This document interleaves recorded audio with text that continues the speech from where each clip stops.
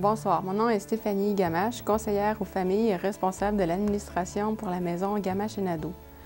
Mon grand-père Claude, mon père François et moi-même sommes très fiers de supporter la télévision communautaire des Appalaches dans la présentation de cette série d'émissions portant sur l'art, la culture et le patrimoine. C'est pour nous une façon de contribuer à la promotion des talents de notre communauté, ainsi qu'à la conservation et à la diffusion de notre histoire locale. À tous et à toutes, bonne émission.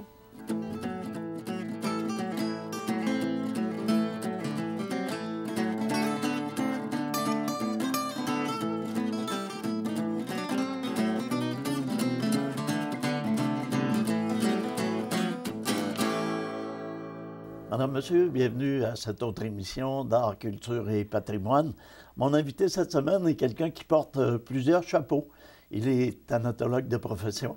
Il est également membre d'Héritage Centre-Ville, mais c'est un historien, un féru d'histoire, particulièrement de l'histoire locale. Et j'ai nommé M. François Gamache. François, bienvenue. Merci, Nelson. Alors, François, notre sujet d'aujourd'hui est assez particulier, puis du même coup, on va aller très loin dans l'histoire de Thetford, mais c'est aussi de l'actualité, puisqu'on est en train de procéder au démantèlement, à la démolition d'un édifice au centre-ville, et c'est de cet édifice dont on va parler. Et on va parler particulièrement de l'hôtel La Branche. Oui, oui. Alors, c'est un édifice qui est là depuis très longtemps, quand on parle de l'hôtel La Branche lui-même. Là. Oui. C'est par hasard, moi, à un moment donné, que, regardant l'agrandissement d'une carte postale de Thetford qui avait été prise autour de 1905, une photo, souvent les gens de carte postale montaient dans le clocher de l'église Saint-Alphonse, puis venaient prendre une photo de la grande rue. Tu sais, ils se parcouraient pour le moment d'un village à l'autre pour offrir les cartes postales de la place. Et puis, 1905, ils ont pris une image sur laquelle on voit ressortir ce bâtiment-là qui est, je te le présente ici un petit peu sur le chose, qui se démarque complètement des autres bâtiments. Alors, avec 3 étages, une tour au-dessus, tout ça. Alors, ça m'a intrigué. J'ai dit, qu'est-ce que c'est ça? Puis, il n'y avait pas de repère, si on veut, par rapport aux autres bâtiments pour dire, ah, ben c'est tel coin ou c'est telle chose. Fait qu'au bout de quelques recherches, j'ai fini par découvrir que c'était, comme tu dis, l'hôtel La Branche au départ. Alors, faites davantage de recherches. Ça, pour donner une idée, à ce moment-là, c'était le bâtiment le plus imposant sur la rue Notre-Dame, après la première, si on veut, la première grosse église Saint-Alphonse, celle qui a brûlé en 1906. Alors, à ce moment-là, c'était le bâtiment le plus imposant sur la rue Notre-Dame. Et quand on parle d'un bâtiment imposant, là, on parle de 3 étages et demi. De 3 étages et demi, oui. Avec un cône, puis tout ça, puis le chapiteau frontal, on va le voir un petit peu sur l'agrandissement qu'on a en fond d'image ici. Alors, c'était quelque chose de réellement imposant. Tout en briques, les coins français de couleurs différentes. Tu sais, ils s'étaient donné la paix. Il y avait un design là-dedans. Là, ils voyaient réellement grand. Tu sais, ils ont dit, regarde, j'ai l'impression que la ville, à ce moment-là, tous les espoirs étaient là. Hein, puis, ils voulaient amener à Thetford un hôtel de la qualité de ce qu'on pouvait retrouver à Québec ou à Montréal. Et ça a été construit, on en parle un petit peu avant les années 1900 de l'hôtel La Branche. Oui, on situe ça autour de 1895 que l'hôtel aurait été construit. Et puis, entre autres éléments architecturaux, il y avait des grandes galeries sur 2 étages qui couvraient à la fois la rue Notre-Dame, tournait en rond au coin, puis descendait la rue Saint-Joseph. Alors, sur 2 étages, tu avais des belles galeries. Le bâtiment est de style victorien. À un moment donné, en fouillant un petit peu, on a découvert que c'est... Puis on est dans l'époque, justement, du victorien, hein, fin 1800. On parle de l'hôtel La Branche parce que il s'agissait de M. François-Xavier La Branche. Oui. C'est un monsieur, ça, qui était originaire de Saint-Pierre-Baptiste. Et puis, commençait à brasser des affaires un peu autour de 1883 à peu près. On commence à retrouver des documents au centre d'enregistrement à partir de 1883. Entre autres, il se lie en association avec le premier maire de Thetford, M. Antoine Lemieux. 1883, il fait une petite association de courte durée. Ils veulent partir ensemble un magasin général. Ça ne dure pas très longtemps. Il s'associe avec un autre, un nommé Huard, et puis également avec le docteur, je dirais que c'est le docteur de la place ici, qui est Charles-Eugène Morin, qui était, on regarde dans le livre de ton grand-père, M. Cléophas Adam. Alors, il en parle avec, comment dire, distinction. Le docteur Charles-Eugène Morin, c'était quelqu'un à l'époque. Alors, M. Labranche s'associe avec lui pour former la compagnie vinicole de Thetford. Alors, on voit déjà là, qu'il donne dans l'hôtellerie et tout ça. Ce qui m'amène à parler un petit peu de la cruche à vin, qu'on va voir probablement là, durant le montage. Alors, la cruche à vin que j'ai eu la chance de trouver à un moment donné, où on parle du Thetford Hotel, la branche propriétaire. Alors, on voit qu'ils forment cette compagnie vinicole pour, ils disent dans le document, fabrication et vente de vins canadiens ou de vins du pays. C'est assez avant-gardiste. Oui. Moins qu'on puisse dire, c'était quelqu'un de très dynamique puis de déterminé. Tu sais, le commerce, il semblait avoir ça dans lui, vraiment. On parle du docteur Morin et... M. Labranche a fait partie du bureau de santé de Thetford. C'est peut-être de là l'association. L'association avec le médecin. Effectivement. Ouais. C'était quelqu'un de très impliqué. Puis, comme tu me mentionnais tout à l'heure, ils ont même nommé une rue à son nom. Fait que réellement, là, entre 1883, 1885 et puis 1915, là, ça a été quelqu'un de très hot à Thetford. Puisque tu me donnes l'occasion, on pourrait peut-être en glisser un mot de la rue. Alors, il s'agit du prolongement actuel de la rue Pionze qui longe la station des Arts. Alors, la rue Labranche était à peu de choses près située à cet endroit-là et elle se terminait à la rue King et on arrivait à l'entrepôt là, de la mine King à l'époque. Alors, il n'y a plus de, si je ne me trompe pas, il y a plus de rue à Thetford qui porte le nom de rue Labranche. Alors, c'est disparu. C'est disparu lorsqu'ils ont fait la voie de contournement à Bennett, finalement, là, derrière le magasin Sept-Lacouille. Oui, effectivement, là, c'est disparu à cette époque-là. Si on revient à notre édifice... Notre édifice, ce qui est intéressant également, c'est qu'à partir entre 1903 et 1908, M. Labranche offre ou loue sa salle, il appelle ça la salle commune, ça doit être une grande salle à l'hôtel, pour les séances du conseil de ville. Alors, pendant 5 ans, les séances du conseil de ville ont lieu là. On sait que l'hôtel de ville est construit seulement qu'en 1926. Alors, au début du siècle, c'est l'hôtel qui servait de salle du conseil. On dit même qu'il y avait une voûte à l'intérieur, spécialement pour garder les documents de la ville. Il serait peut-être bon de mentionner que quand on parle de 1895, aller jusqu'à 1905, on est dans le village de Kingsville. Oui. Et à partir de 1905, là, c'est la ville de Thetford. La ville de Thetford, oui. Effectivement. Et puis, 1906, arrive l'incendie de l'église Saint-Alphonse. L'église est complètement détruite par un incendie. On sait que ce n'est pas notre église de pierre qu'on a aujourd'hui, mais c'est une église recouverte en bois, ainsi de suite, plus petite également. Alors, l'incendie détruit l'église du curé J. Alphonse d'Auteuil, qui est notre premier curé ici. Et puis, le curé d'Auteuil est, nommé à plusieurs endroits dans le livre Thetford à ciel ouvert par rapport à sa campagne pour la sobriété, pour la tempérance, comme il l'appelait à l'époque. Alors, des levées de boucliers, il écrit des lettres à l'archevêché, demande au conseil de ne pas donner de licence de boisson, puis tout ça. Mais malgré tout ça, François-Xavier Labranche et un nommé Langevin, qui a l'hôtel commercial, lui, tout près de la gare, ces deux messieurs-là réussissent quand même à avoir une licence pour vendre des boissons enivrante. Ouais. On se doute bien que ce n'était pas directement des partenaires ensemble, là, le curé et puis le propriétaire de l'hôtel d'un débit de boissons. Mais lorsqu'il arrive l'incendie en 1906, M. Labranche, on présume, est allé voir le curé et dit « Monsieur le curé, vous n'avez plus d'église, je vous propose d'utiliser mon hôtel pour dire la messe. » Eh bien, il a accepté. Oui, puis c'est en 1906, là, comme tu le mentionnes, en mars et en avril, où il y aura des messes à l'hôtel Labranche. Exactement, pour dépanner. L'incendie a lieu en février.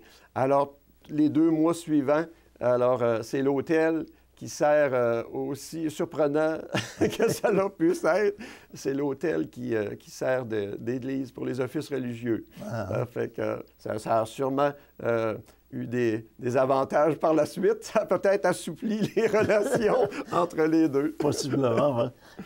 Et par la suite, on sait donc il y a toute une histoire qui est rattachée à l'édifice en question. Oui. Bien, ce qui est malheureux, c'est que l'hôtel n'a pas duré longtemps. Dès 1913, on ne parle plus dans le bottin. Le premier bottin des adresses de Thetford a été publié en 1913, puis dès ce moment-là, on ne parle plus de l'hôtel Labranche. Les numéros de porte même figurent comme vacants. Toutes les autres adresses, on retrouve d'autres marchands, tout ça, mais vis-à-vis de l'hôtel Labranche, c'est marqué comme vacant, comme si ça avait été désaffecté. Et puis, par la suite, on retrouve toutefois un nommé Cléophas Blais qui opère là-dedans une chambre et pension. Il y a salle de billard également. Oui, effectivement. Il y aura salle de billard en 1915. Oui. Alors, dans ces années-là, on récupère le bâtiment à des usages semblables pour de la location de chambres et pensions ou des logements, possiblement, par la suite. Et puis, peu à peu, le bâtiment on enlève les éléments architecturaux après. Les grandes galeries sont enlevées, le chapiteau, le dernier étage en pignon, au-dessus du 3e, c'est également enlevé pour devenir une toiture plate, oui. Et puis, on se rend compte qu'autour des fin des années 20, c'est le maire Oliva Cyr, qui était dentiste de profession, qui était déjà installé au centre-ville, dans d'autres locaux, se porte acquéreur de l'hôtel Labranche, devient propriétaire de l'hôtel Labranche, et puis il va occuper le 2e étage pour ses bureaux de dentiste. On voit sur une photo bien indiquée au coin une belle pancarte où il indique Oliva Cyr, Gaétan Cyr, chirurgien dentiste. Les gens vont se souvenir, Gaétan Cyr, c'était le fils d'Oliva Cyr. Alors, il était dentiste de père en fils. Il occupe tout le 2e. Et puis, au rez-de-chaussée, on va retrouver un petit peu plus tard, dans les années 40, le Dominion Store, l'épicerie Dominion, le supermarché Dominion qu'on va retrouver dans les années 70 au centre d'achat Saint-Noël. OK. Et il y aura par la suite, ou à la suite de tout ça, de nombreux autres commerces qui vont avoir pignon sur rue, là, sur Notre-Dame et dans le bas de l'édifice. Dans le bas de l'édifice, on pourra en faire mention. Alors, ça a évolué tranquillement, puis, en 1957, eh bien, là, il y a un incendie majeur qui a lieu au centre-ville. Les gens vont se souvenir de l'incendie, souvent dans la mémoire populaire, c'est l'incendie du Cinéma B, qui détruit pratiquement la moitié de cette section située entre Saint-Joseph et Pie XI. Si je ne m'abuse, ça s'était arrêté d'un côté chez Alphée Noël et de l'autre, à ce fameux édifice dont on vous parle présentement. Oui, on voit le magasin Alphée Noël ici. Et puis, alors, ça part vraiment du coin de la rue. Alors, on peut le voir ici, il reste des murs finalement. Le 3e a été complètement ravagé. Le 2e, l'intérieur sûrement énormément endommagé également. Alors, mais le dentiste qu'on parlait tout à l'heure choisit de reconstruire sur le même site. Le site est intéressant, c'est un coin de rue, c'est de biais maintenant avec l'hôtel de ville. Alors, il a choisi de reconstruire. Alors, c'est entièrement rénové sur les 3 étages. Et puis, à l'étage en haut, C'était ma chambre, notre logement. Ah ouais? Mes parents, lorsqu'ils se sont mariés, pas au moment de l'incendie, là, après, lorsque le bâtiment était rénové. Alors, lorsque mes parents sont mariés en 60, ils ont loué du dentiste un logement au 3e étage. Alors, c'est là que j'ai vécu de 1963 à 79. Puis c'est ce qui m'amène à être attaché beaucoup au centre-ville, puis son histoire, puis tout ça. J'ai grandi. On vient d'avoir de réponse. On vient d'avoir de réponse. C'est les origines de mon intérêt pour le secteur. Alors, comme on disait, ça a tout été construit. Au moment de l'incendie, il y a un commerce, entre autres, intéressant, qui est au rez-de-chaussée. C'est le tabaconiste Blanchette. Alors, tabaconiste, c'est un mot complètement disparu aujourd'hui du dictionnaire. Alors, le mot le dit un petit peu, hein? Tabaconiste, il vendait des pipes, des cigarettes, du tabac chiqué et puis du tabac en feuilles.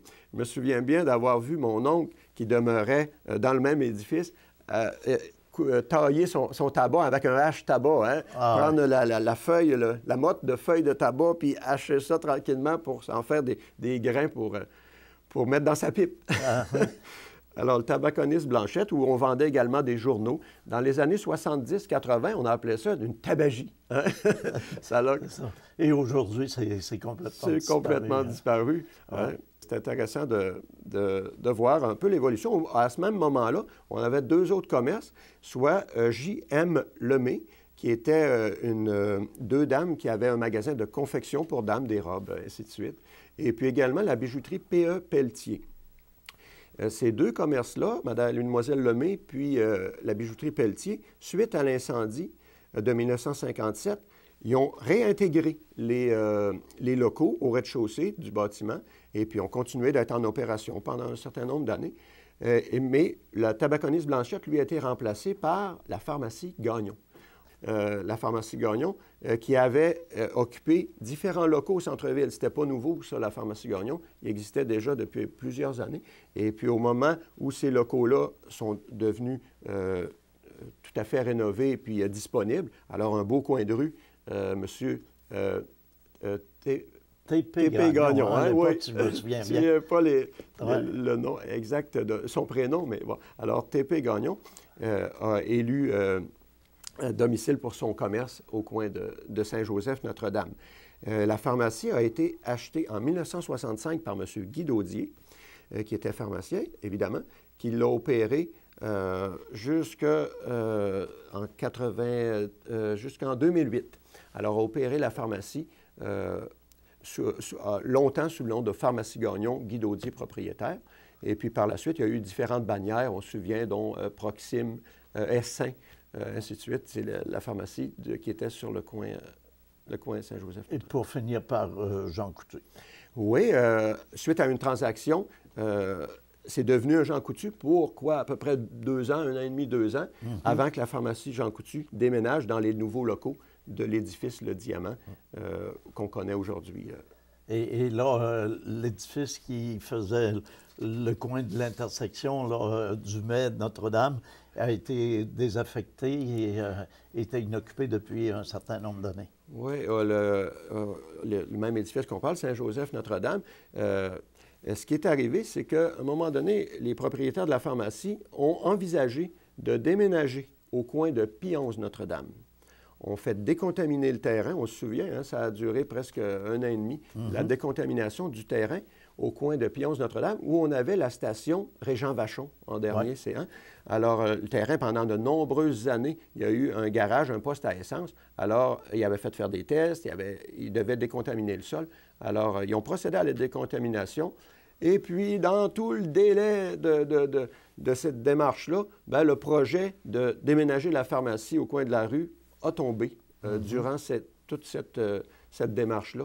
Alors, c'est ce qui fait que le bâtiment est devenu vacant au 2e. On avait déjà commencé à ne pas renouveler les baux des locataires qui étaient au 2e ou au 3e étage parce qu'on avait vraiment l'intention de déménager au coin de Pionze. Alors, c'est ce qui fait que, tranquillement, le bâtiment devenant presque désaffecté sur 2 étages. L'eau commençait à rentrer, les problèmes, ainsi de suite, si bien que maintenant, semble-t-il, le bâtiment était irrécupérable à cause des moisissures, entre autres. Il y a des gens qui ont dit, s'il y avait là un pan d'histoire de la ville de Thetford, pourquoi on démolit. Or, c'était pas considéré comme un bâtiment historique ni bâtiment du patrimoine. S'il n'y avait pas eu peut-être l'incendie de 1957 qui a pratiquement tout détruit, ils ont rebâti par-dessus les murs. C'était vraiment pas le bâtiment d'origine. Non, non, c'était plus l'hôtel qu'on a connu. Puis même, je dirais que ce bâtiment-là a perdu tout son cachet dans les années 20, d'après moi, où on a commencé à enlever, comme on disait tantôt, les éléments architecturaux. Le chapiteau, qui était majestueux, sur le dessus, on le voit bien sur l'image, avec un mode drapeau. On imagine un petit peu, on voit une petite barrière autour qui pouvait probablement monter là, comme dans la tour au Parlement de Québec, pour aller changer le drapeau. Il y a une allure, l'hôtel a une allure officielle, très guindée. Oui, vraiment de quoi de majestueux. Je suis certain qu'à l'époque, on voyait de grandes ambitions dans l'implantation d'un hôtel ici, puis on a voulu la faire à l'image de Québec ou de Montréal. C'est ça. On devrait peut-être pas passer sous silence le fait que il n'y a pas seulement cet édifice-là qui va tomber sur le pic des démolisseurs, mais il y a également aussi un autre édifice là, derrière qui fait le coin de Gangeau aujourd'hui et du Mai qui va être démoli. Oui, autrefois connu sous le nom de la rue Saint-Charles, Saint-Charles-Saint-Joseph. On avait un bloc là, très imposant, un immeuble à logement très imposant, de 3 étages également. Et puis, alors, il est arrivé un petit peu la même chose. On avait des commerces au rez-de-chaussée. On avait, entre autres, les gens vont se souvenir de la salle de billard Clément Baudouin, Pool Room Clément Baudouin, de Desrochers Sport, qui a été pendant un temps du côté gauche du bâtiment. Je m'en souviens très bien parce qu'on jouait au hockey dans la cour où je demeurais. On allait chercher des rondelles puis des bâtons chez Desrochers Sport dans les années 70. On avait Dubois Draperie également, qui a été là jusqu'en dernier. Et puis le Centre du Bon Marché. Beaucoup de dames vont se souvenir du Centre du Bon Marché pour avoir été acheter du tissu, du matériel pour confectionner. Juste en terminant au deuxième, les dames vont peut-être se souvenir aussi du salon de beauté Philippe Mathieu. Alors, Madame Mathieu, qui a été œuvrée comme coiffeuse longtemps dans ce bâtiment-là. Alors, ce qu'il va faire sur le coin, je disais du Mai, là, c'est pas du Mai, c'est Saint-Joseph. Saint-Joseph. Alors, sur le coin Notre-Dame, Saint-Joseph et Gangeau, là, il va y avoir un espace qui va être libéré. Là. Oui, là, vraiment, là, on arrive avec tout un espace vacant. Et puis, les gens se sont engagés à verdir les lieux temporairement, mais on souhaite, puis je suis certain qu'il va arriver quelque chose ça va renaître tout ça, ce coin de rue-là, ça ne peut pas rester. L'Héritage Centre-Ville doit justement souhaiter qu'il se passe quelque chose là, sur ce coin-là. Oui, Héritage, puis je suis certain que la population est touchée un peu par, on a vu des commentaires, entre autres sur Facebook, tout ça, les gens sont touchés par la démolition de ce bâtiment-là. C'est certain que, à un moment donné, on a vu, le feu a failli en avoir raison complètement. Aujourd'hui, c'est pour d'autres raisons. Rien n'est éternel. Et puis, espérons... Vous en savez quelque chose? Rien ni personne n'est éternel. Espérons qu'il va renaître un beau projet là. On sait que l'autre bout de la rue, on a, dans le prolongement de Saint-Joseph, on va avoir quelque chose de magistral là, qui va naître d'ici la prochaine année, la restauration du chevalement de la mine King, le KB3. Alors, c'est directement en ligne ensemble. Ça donne une belle axe, il y aura quelque chose d'intéressant. Et présentement, l'édifice et les terrains appartenaient à... Oui, à M. Serge Dussault. OK. Oui, et puis qui en avait fait l'acquisition, tout comme le terrain au coin de Pie-11 Notre-Dame également. OK, et c'est M. Dussault qui est propriétaire du Diamant également. Du Diamant aussi. C'est quelqu'un qui a investi beaucoup dans notre centre-ville, puis que je crois a beaucoup de leadership, de dynamisme. Oui, de dynamisme pour aider à revitaliser notre centre-ville. Ça nous prend des gens comme ça. On a des gens des locaux, on a des gens de l'extérieur. Tout le monde met l'épaule à la roue pour redynamiser notre centre-ville. Mhm. Alors, François, c'est vraiment tout le temps qu'on avait pour parler de cet endroit-là. Évidemment, tout au long de l'émission, les gens ont pu apprécier les photos. Vous avez fait appel également au centre d'archives, je pense, pour faire les recherches qui entourent ça. Oui, c'est très important, ça, de mentionner que tous ces documents-là, les informations qu'on a pu avoir, ça vient du centre d'archives qui sont gestionnaires du bureau d'enregistrement d'Inverness. Alors, ils ont tous ces documents-là. Si des fois vous faites des recherches, vous vous intéressez à un sujet en particulier, allez, c'est un trésor incroyable, le centre d'archives au Cégep, qui est situé dans l'entrée principale maintenant. C'est facile d'accès. L'entrée principale, le bureau à droite. Et puis, les gars là-bas, Patrick et Stéphane, vont se faire un plaisir de vous accueillir et de vous aider dans vos recherches. Alors, François, ça a été fort intéressant. On te remercie de t'être prêté à cette entrevue, puis on espère qu'on aura l'occasion de refaire d'autres émissions de ce genre-là. Oui, ça a été un plaisir. Alors, merci beaucoup. Et quant à vous, on vous remercie également d'avoir été des nôtres. On vous invite à une autre émission d'art, culture et patrimoine.